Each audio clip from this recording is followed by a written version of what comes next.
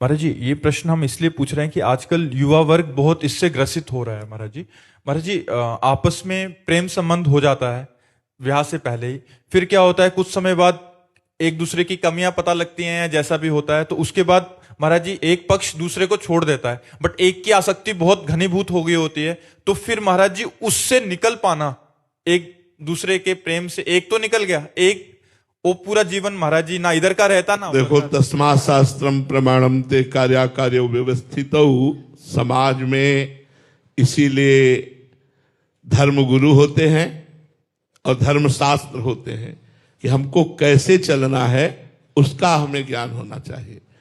हम मित्रता करना पाप नहीं समझते, लेकिन मित्रता करके गंदा आचरण करना पाप है।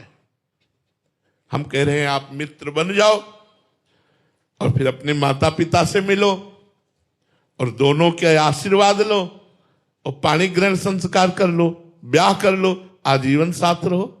जब तक पाणी ग्रहण ना हो, जब तक कानूनी तुम उसकी पत्नी न बन जाओ, पति पत्नी का संबंध ना हो जाए, तब तक बच्चों को बहुत सावधान रहना चाहिए। और आज ये गर्लफ्रेंड बॉयफ्रेंड जो चला है, ये बहुत ही बच्चों के लिए हानिकारक है। कई बच्चे सुसाइड कर लेते हैं, कई बच्चे विक्षिप्त हो जाते हैं, डिप्रेशन में पहुंच जाते हैं। नया हृदय होता है, अब खेल खेल में एक दूसरे को हृदय दे दिया और वो उसका महत्व तो नहीं समझते, वो एक से दूसरे ब्रेकअप चला है, ब्रेकअप। अब ये है क्या? ये हमारे देश की संस्कृति है? नहीं भाई, हमारे शास्त्र आज्ञा करते हैं ये अपराध है, ये पाप है, इसे नहीं करना चाहिए।